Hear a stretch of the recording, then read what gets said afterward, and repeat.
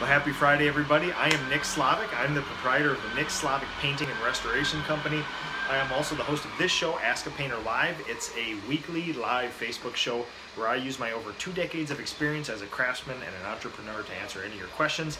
Now, for homeowners, this is a really big group of professional craftspeople, business owners. You can ask us anything you've ever wanted to ask. What brush, what primer, what roller, what process, whatever else. All the questions are here through the people that watch this show. For pros, you know what you're here for. We can talk coding science, entrepreneurship, marketing, budgets, financial stuff, all that good stuff. So a couple things are going to happen today. We got the PDCA Contractor Question of the Week. It's about how we prepare for a productive year at this time of the year. I'm going to show you my job site. We just got here a couple hours ago. We're preparing this entire house to enamel, all the trim, all the cabinets. There are flooring people working, which you're going to hear a little later on, and I'm going to sort of introduce that. If my production manager, my brand new production manager, who I call my client concierge, Holly, if she's not on a phone call or something, we're both officing from this job site. I will introduce you to her. This is the first time she would have ever been introduced to the world of the painter. So if she's not busy, we'll do that. And also something super special. Dustin, one of my best friends in the industry, owns an awesome company called Dreamscape Painting in Vancouver. He mentioned he might have some free time to show us one of his live job sites there. And if you guys don't follow Dreamscape Painting on Instagram, you're doing yourself a disservice, because Dustin works on some of the finest newly constructed homes in the world. And he is a true craftsman, something that I model my own business off of. He's been a good mentor and a good friend to me over the years. So Dan Lindquist, my go-to showman, sitting in the ice house on a Friday. I feel bad for you, man. You should be watching something way more entertaining. But as always, thank you for watching. And if you guys got any other questions too, this is an Ask Me Anything show. So I'm going to show you a job site. We're going to do PDCA Contractor Question of the Week. Hopefully Dustin will hop on here. We'll get him going. And then you guys can ask anything. Type all your questions, all your comments below. Kindest thing you can do for this show is to like it, like the Ask a Painter page, and then share it with other like-minded people. So, the PDCA, the Painting and Decorating Contractors of America, largest group of professional painters in the world. Awesome group. Their national expo is coming up in early March. I will be presenting a treatise on the modern apprenticeship, basically a consolidation of the last 2 years of my life, science, data, case studies.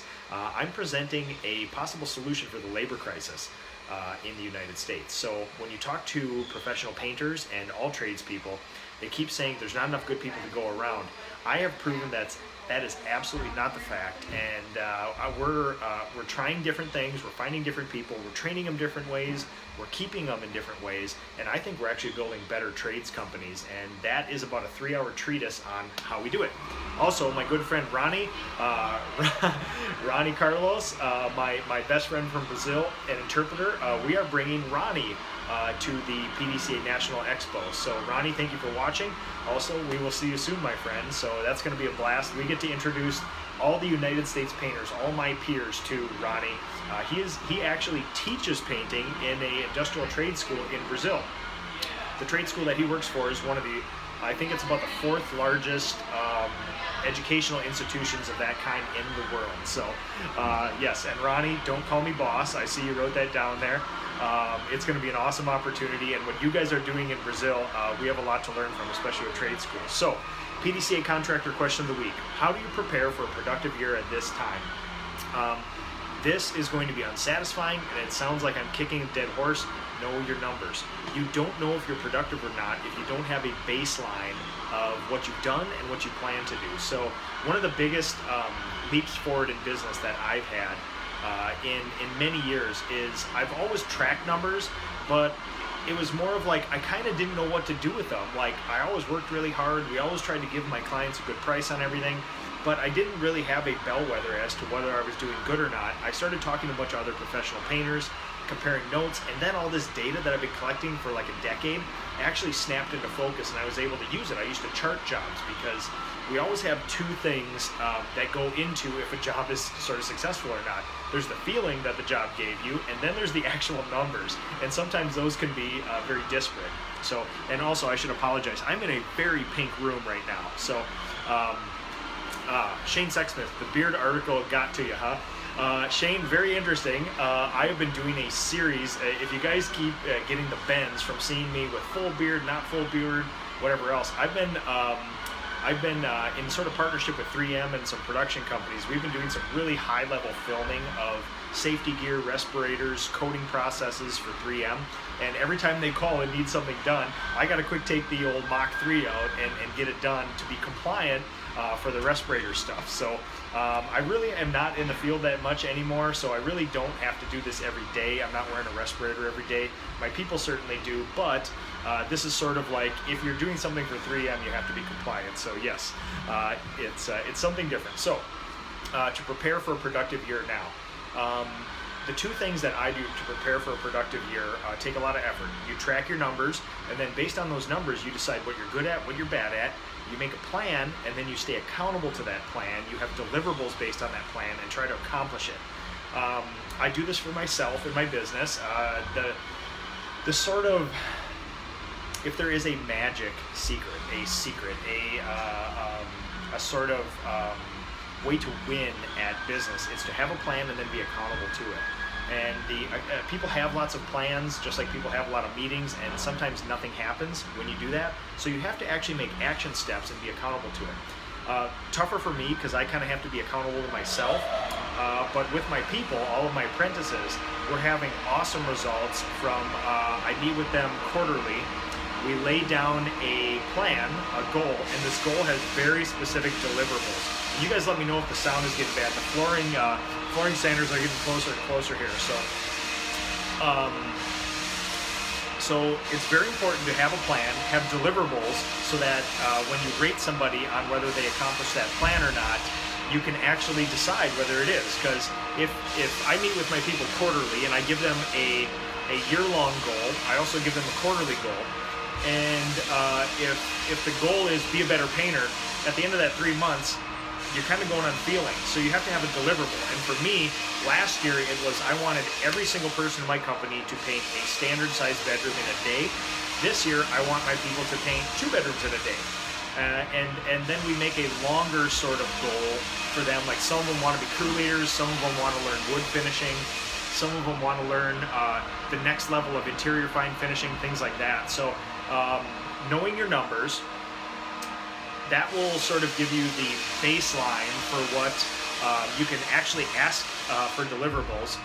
Then sitting down with your people, this is the hardest part. Giving them a plan that has a deliverable, and then you actually have to follow up, and that gives results. So we basically took about 10 or 13 people in the last quarter of last year. We were kind of all over. Some of my people could do like 2.5, 3 rooms in a day. Some of my people could do 2. A lot of my people weren't doing a room in a day. So that's why I did that video right before Christmas, where I showed my people in about 2 hours and 45 minutes, I can paint a bedroom, all the prep, all the cleanup, vacuuming, start to finish there. It gives the baseline for my people. It shows on them not asking them something crazy. So, to plan for productivity during the year, know your numbers. Also, make a plan, be accountable to it. It's easier said than done. But it does actually work. So Ronnie, talking about that, make you a professional on a kind of path, and very few on earth. Oh, and we're sitting down here. Collect data and make it work as practical results. It's almost a miracle. Talking about the whole universe that our trade has been involved in. Hey man, couldn't have said it any better. Sean, tell Nick I was asking for him. Thanks a lot. Oh, and Jade Earhart. So I'm going to take you guys for a quick tour of the job site. We're going to see if we can't get, I'm going to see if we can't get, all right, I'm going to let Dustin come on if he gets here. I'm going to show you my job site. We'll see if Holly's busy. We can introduce Holly. If not, we'll just take a whole bunch of questions. So get those questions and comments going down below. We can talk about anything you want today. When we go downstairs, it's going to be super loud. I probably won't be talking, but I want to show you guys this job site and how we're starting to prep on the first day. We're going through this entire house, all the cabinets, all the doors, all the millwork, all the casing, baseboard, windows, everything else. And as you can see, we've just sort of started prepping. So I'll walk you through. All right, so I'm in a very pink bedroom right now. You can see we got Window plasticed off here. The extension jams and the window are maintenance free, so we're doing just the casing and out. We have the doors off, we have them labeled. These are just pre-finished factory doors. We're gonna actually be putting enamel on them. I love my people, look at this. All the switch plates with screws taped to the switch plates and put in a Ziploc bag and kept in the roof. We are militant about not losing any of this stuff.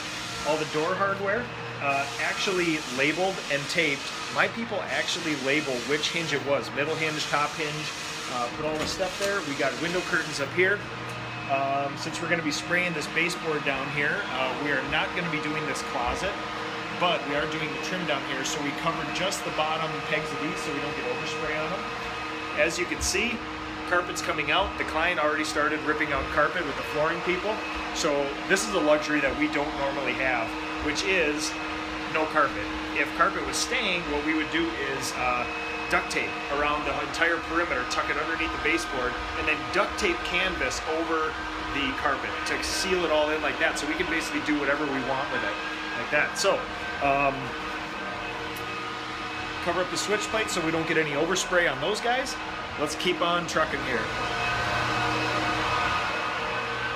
All right, blue room here, arch window, drapes came down, labeled, tape, protected, all in here. That'll all get covered.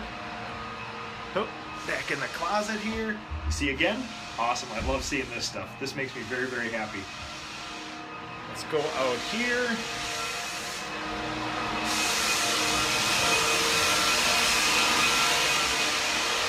So this room is in, I would say we're 80% ready for trim here. Looks like the only thing left, I gotta flip off some hardware here. Cabinets prepped, ready to go. Plastic. We got our grip right on the floor, nice rubberized stuff. Stool sealed off. Mirror and light covered. Let's see what else we got here. This around. Oh yeah. So we got closet done too. All right.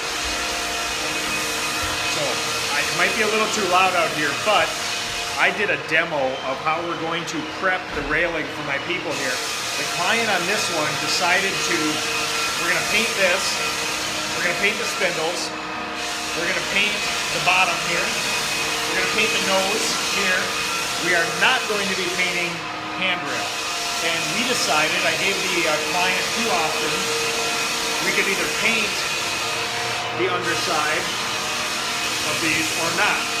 The client decided to save a little time to just tape off the actual railing here. This will all stay natural and this will not. So, all right, let's see what Parker's got a question here.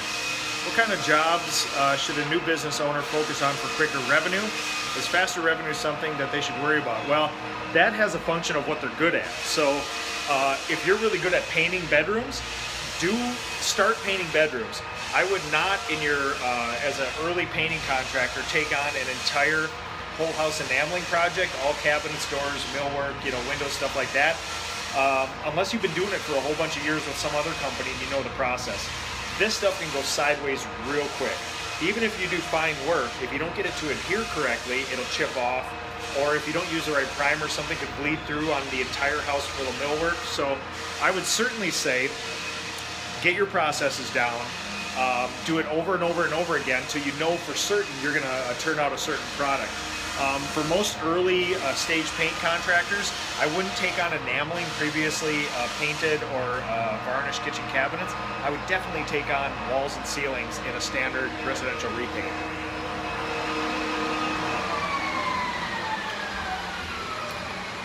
Okay, so I'll take a look at this bathroom here, and then if Holly's not busy, we'll introduce Holly real quick too.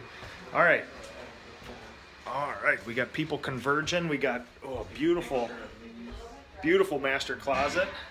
These guys hiding from me in the master closet back here. Oh, we're just looking at the other rooms you guys prepped. It looks really good. All right, so again, cabinets here, all prepped out, ready to go. This is a little complicated one. We got flooring protection down, and we got some hybrid sort of paintable closets and not there. Paige and Asha back here doing some work. And then we'll just introduce Holly quick. I don't want to stop her from working. She's actually being productive, but this is Holly. Hi. Holly is my brand new production manager. In my company, she is the client concierge. So if you look at my personality assessment, I broke the chart on what motivates me is client satisfaction. And you're basically here to help me with that. Yep. So Holly, what's your background? My background is actually in teaching, but I left teaching and went into business about 6 years ago. Yep. And did inventory and DOT and OSHA management for a company. So now I get to do it here. So has it been 3 weeks now? Have we been doing this? I think so. So my initial plan was to have you like field train for 3 months to learn our processes, and then probably another 3 months of learning the production process. Turns out you picked everything up in like 3 weeks. So sweet.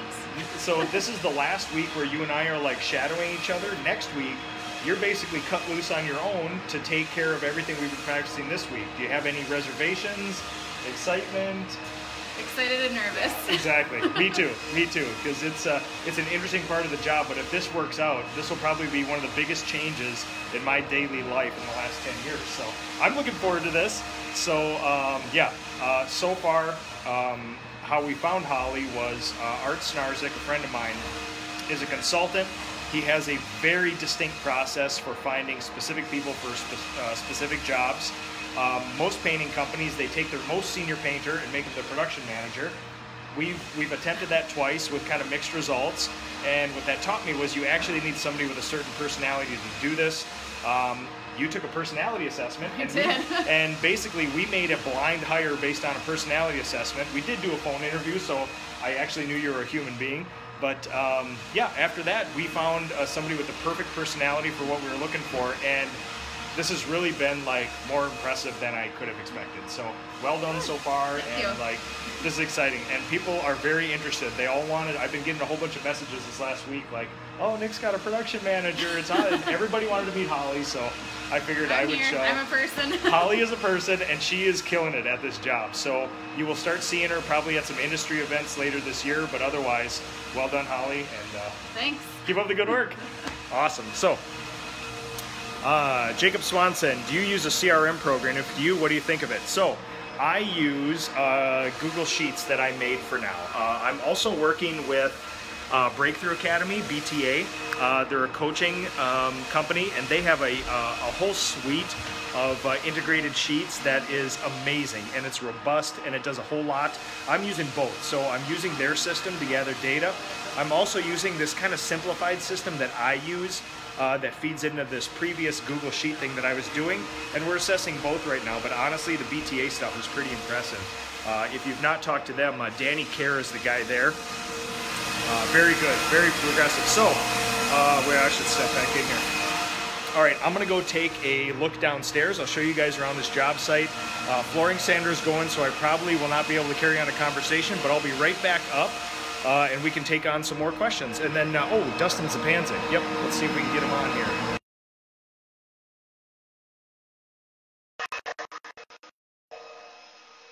All right, we're trying to add him as we speak here.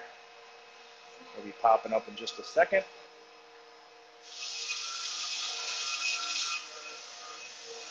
All right.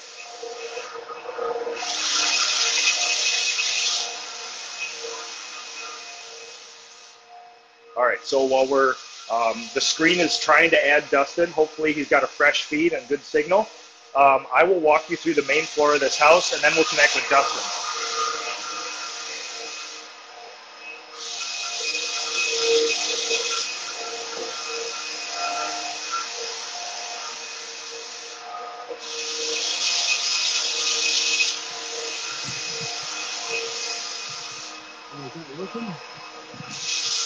Oh, there he is.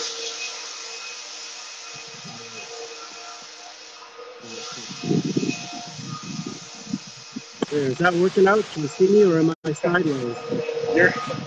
You're sideways. No. Oh, there we go. How's it going, man? Good, good. Thanks for having me. I'm going to try to find a quiet place here. We got a floor sander going right behind us here, so. No worries. All right. So, how are you, man?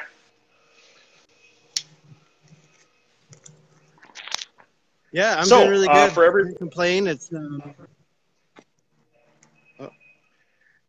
Oh, sorry. We got about a second and a half delay. So I'll say for people who don't know Dustin, one of my best friends in the industry, owner of Dreamscape Painting, super progressive young painting contractor. Dustin, if people don't know your business, what do you do? Yeah, I mean, we do mostly like 80% new construction, residential homes, kind of specialize in the higher end customs and then some extremely high end customs. And then we also fill in the gaps with a little bit of everything, you know, repaints and little things and some commercial jobs. But yeah, the bulk of our work and what I think we're really good at is the higher end new construction. And for me, that's. Oh, sorry. For people who don't know Justin or don't know Dreamscape, go to Instagram and follow Dreamscape Painting, and you know, prepare to see some of the most amazing houses you've ever seen, and most of them new construction. So Dustin is always interesting to me because, you know, in our industry, new construction has a horrible name, and I deal with a lot of new construction and higher end remodels. But Dustin goes even farther and does those big, beautiful houses like that. And you made a trade out of it. So, you know, in an industry where this kind of work takes a bad name, you and I actually kind of look forward to it and go after the work. Totally. Yeah, no, I really enjoy it. But yeah, I thought I'd just show you a few minutes here to show you one of the job sites I'm on today. It's kind of a unique one. I'll turn this around. Awesome. See if I can. And you're in Vancouver? Here's the house here. No, this is in my hometown of Abbotsford. So this house is basically shaped like a big wedge. Wow. That's incredible. And then you can see here's the garage out back here. And the garage is kind of similar. I'm not sure if you can get a sense of scale, but the peak up there, that's probably about 25, 30 feet tall. Wow. And then it goes down a little bit. And I'll just show you here in the garage. There's going to be a whole bunch of giant louvered beams out front of the house in the entrance. So I got one of my team is in here standing away on them, and I'll be joining her shortly. Yeah, I remember seeing you post about these big beams in there. I was very intrigued. Yeah, so we got all these glulam beams. We're able to finish them in the garage here. Nice. And what is are they going to be stained and then cleared, or what is the process going to be? Yeah, so we're sanding them all up from 80 to 120 with our Mirka and Festool dust extractor. And then we're going to be staining them with Sanson SDF, waterborne stain. Mm-hmm. And then they're going to get the Sanson ENS clear coat on them. 2 coats of that. And I'll show you where they're going to go because it's kind of cool. I'm just going to navigate my way here through all the hop through here.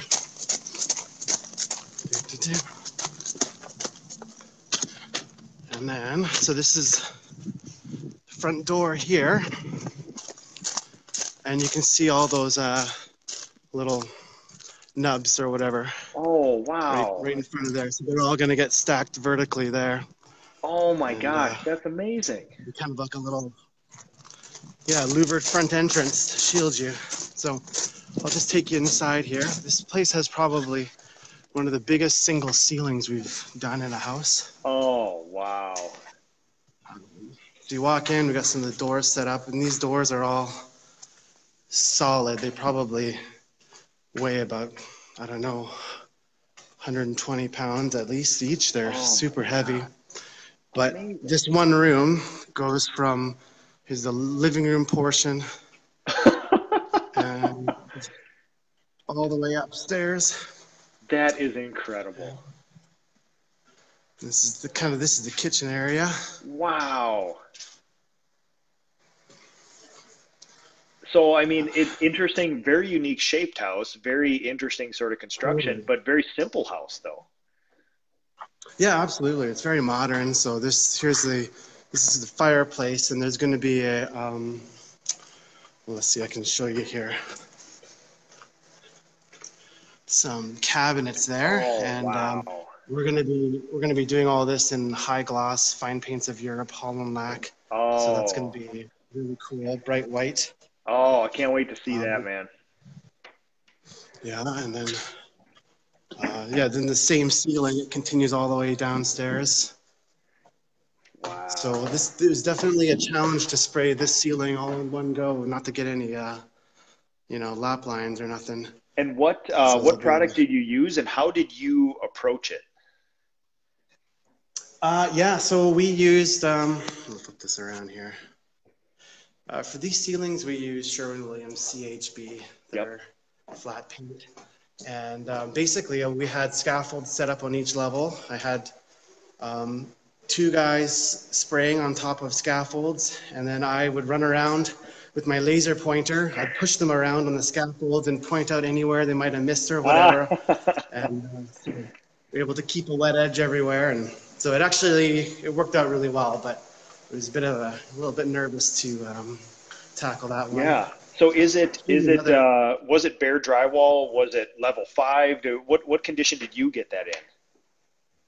It was supposed to be level 5. It was probably some of the worst level I've seen in a long time. So we spent weeks actually bringing the drywall up.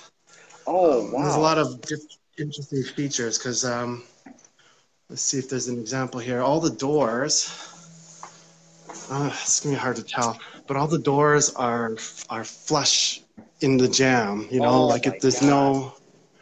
They're hinged on the top corners. Wow.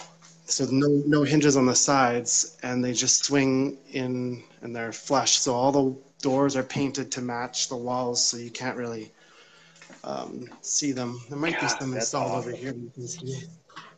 And I will say this while you're walking, guys, I see your questions coming through here. As soon as we're done with Dustin, we'll either have Dustin answer a few of these, but I'll get to them later too. So I don't want to interrupt Justin. This is a cool job site, man.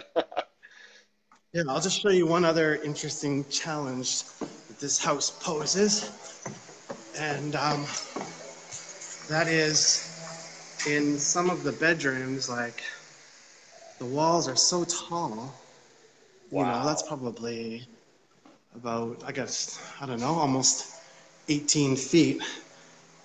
It's really challenging to roll out these walls we're using Benjamin Morton's Aura and get a consistent finish, especially when there's no room to maneuver. For example, trying to do these walls. Oh my God. Trying to get both sides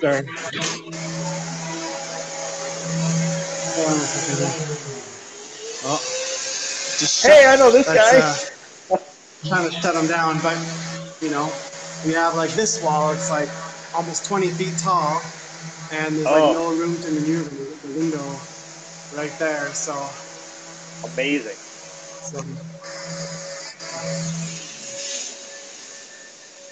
Wow. Yeah. So it's a lot of fun. Some interesting challenges, but. Wonderful. And how long do you think that house will take you from the first day you step foot to the day you wrap up, touch up, done? Well, a lot of projects like this, they're a journey. Yeah.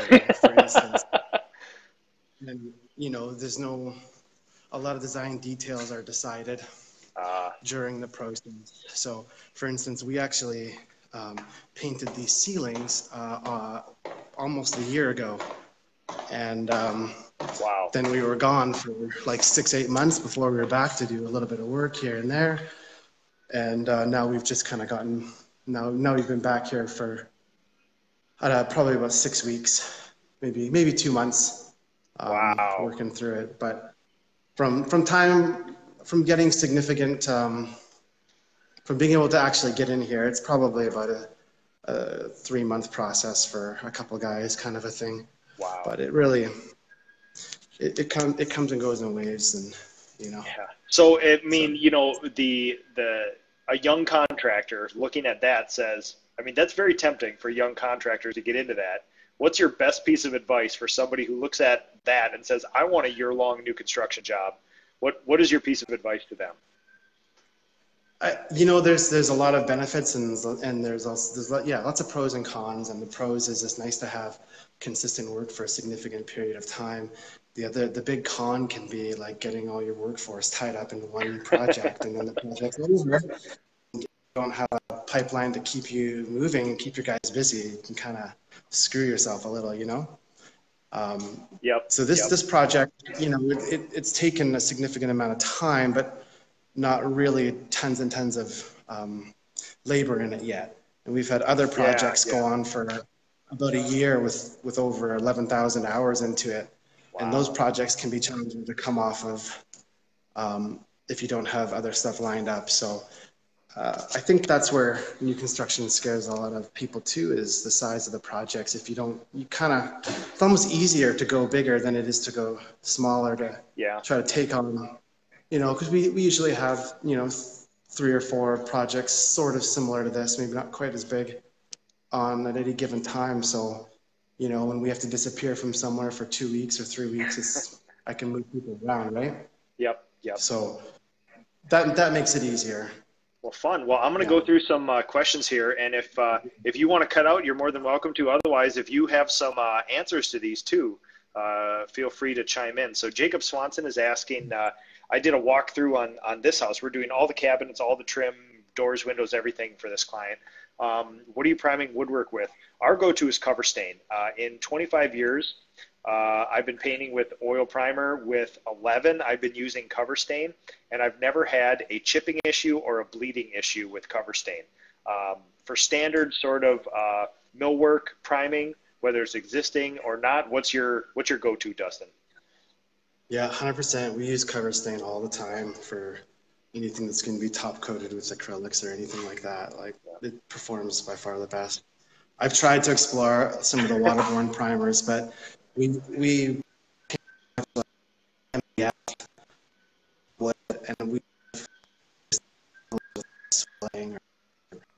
sands through, and then breaking up a little bit here. Yeah. Okay. Cover stain is our go-to for sure. And everybody always asks me, okay, so in 5 years when the VOC laws get a little restrictive and you can't use your oil primer, do you have a next best alternative? Not yet. Yeah, I know. So I think the closest thing that I've been messing with is sort of a couple of the hybrid primers.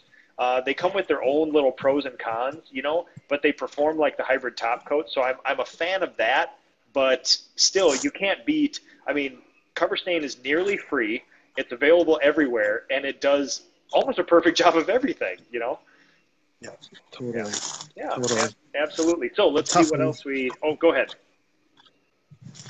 No, that's good.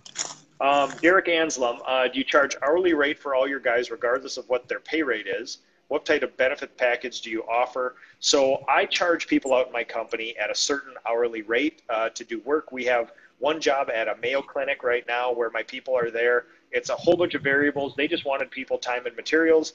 It doesn't matter what I pay the actual people. I charge my people out the same. Between my highest craftsman and my lowest apprentice, it all ends up equaling out.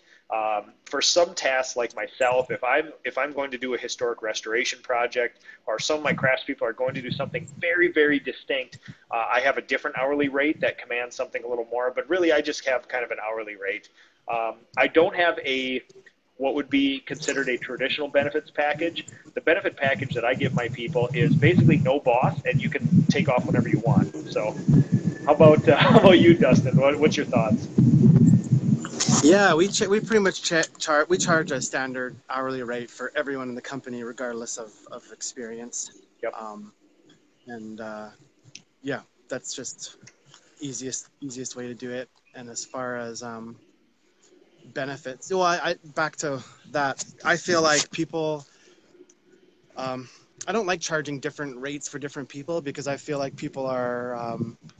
Our clients are paying our rate because of the value we provide, and it all kind of evens out. We have a balance of people, you know, site supers or people with more experience who get paid more, with some helpers or junior painters. So it all gets averaged out. And so that's why we do that. And then benefits, like we pay 50% of extended medical for our staff, and that covers like 80% of basic dental and 80% of basic drug plans up to a certain amount.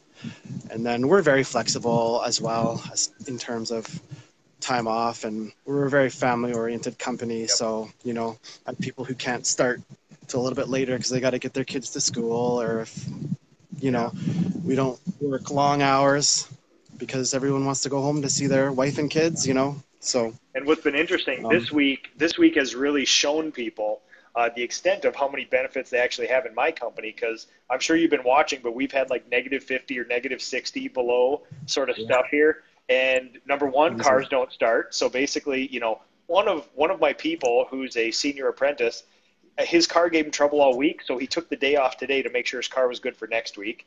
A whole bunch of my people with young families, school was canceled, and they don't normally have daycare. So a lot of my people, I probably had 2 or 3 people who needed different schedules.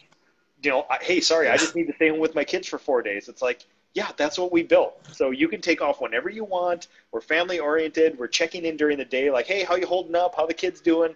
And yeah, so people know. So this week has proven what a benefit package sometimes these people have. Where in a traditional job, you would have to start burning sick days or other stuff to do this. So it's crazy. That's cold, man. It's like it's 6 degrees Celsius here right now. That's like what, 45 or something? Yeah, I don't know. In the frozen north, you know. Well, yeah, it's funny. I was. It might have been you who sent a picture. Maybe you and your family were out on a bike ride or something. It's just like a 55-degree day. I was like, yeah, and you guys are like in the frozen tundra of Canada, and here you are. It's just beautiful coastal weather. I was working inside in a t-shirt the other weekend. It's perfect. Nice compliment from Derek Anslem. Very cool stuff from Dreamscape. Impressive and inspiring as always. Jessica DeGuero, simply amazing. The confidence and knowledge you both have has me in awe. If you knew us, you may not know, we may not exude as much confidence or knowledge, but yeah, Derek Anslem, cover stain for the win. Let's see what else we got here. Oh yeah, and my wife's watching. So, hey, also, thank you for all the gear. I have one of those yellow hats you're wearing right now. I love it. I also, beautiful hats, fit well. You are a master at finding not only good-looking stuff, but stuff that actually fits really well, too. So I wore one of your famous Dreamscape shirts to the gym this morning, and my wife loves your long-sleeve gray shirt, too. So we're like all outfitted in Dreamscape gear now. There you go. Love it. Perfect. That's cool, man. Well, I think both of us probably... Oh, dude, absolutely. And both of us need to get back to work, but thank you so much for this. Yeah. Got to pretend that I'm productive, you know? That's right. Get a little dust on your hands, man. Exactly. All right. Thanks, Nick. Yeah, absolutely, man. Have a good weekend, and we'll see. Are you going to be at the PDCA Expo in March? Absolutely. Absolutely. Well, we'll see you there. And I saw Jason Paris was popping on here before, too. Jason will be presenting. I'll be presenting. Are you presenting this year? I am not presenting. But you're always on the award ceremonies and all that stuff. I'm going to be present. Yes, you will. I'm going to be present. Which would be awesome. So come to Savannah and see all of us. My wife also says thank you for the shirt. Oh, probably. All right, man. Have a good weekend. Right. Have a good one, Nick. Thanks.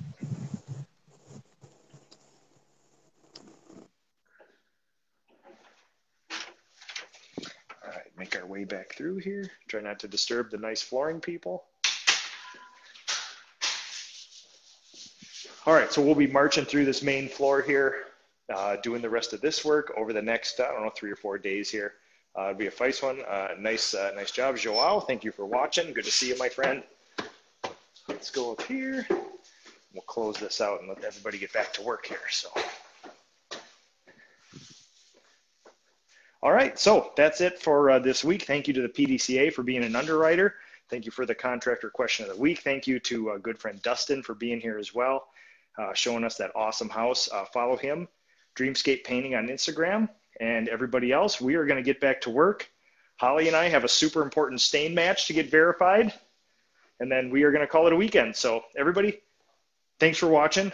Share it, like it, and we'll see you next week.